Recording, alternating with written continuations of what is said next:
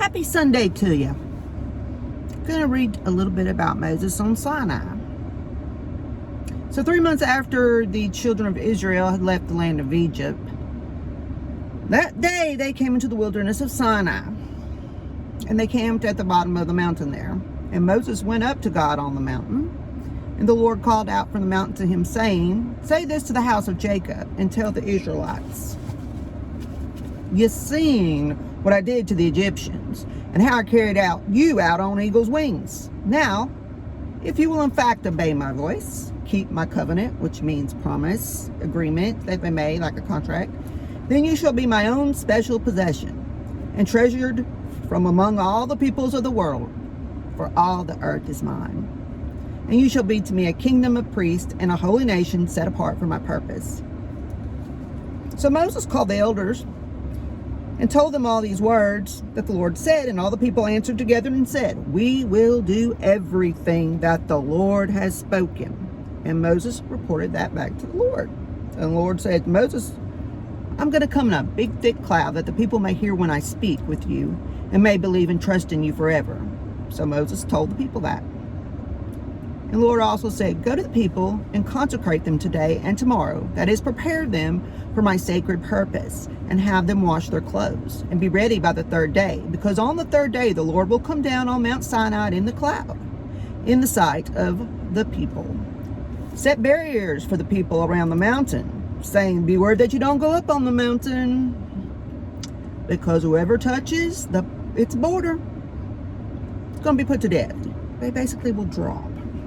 "No hand shall touch him, that is, no one shall try to save that guilty party that ends up touching the mountain border, but the offender must be stoned or shot through with arrows, whether man or animal that touches the mountain. He shall not live. When the ram's horn sounds a long blast, they shall come up to the mountain." I'm going to stop right here, because I know people that would say, well, if God was so good, why would he do that to his children? There's a reason. There has to be some big reason. Maybe whatever God came down in was so powerful that they touched the mountain. Maybe they were contaminated. Take, for example, if you got zapped or went in a radioactive area and you came back with radioactive stuff on you, you would poison everybody else around you. Now, I'm not saying that's what happened. I'm giving you an example of a possibility of something similar. And also to make sure they obeyed what he said. Because God doesn't give you reasons for doing things or not doing things after he says them. Not always. But there's got to be a good reason, because being that he created everything, and of course those same people that would argue this would say bull crap or blah blah blah or whatever, just try to diss it because it's from the Bible, whatever. He's got to know why. Do we explain to our children? We are not supposed to sit there and explain to our children why something is not a good idea. Some things they're just not ready to understand. Some things they aren't old enough to understand. Same thing. Anyway, I digress. So Moses went on down and told them what to do, and they washed their clothes, and he sanctified them and said, "Be prepared for the third day. Do not be intimate with a woman."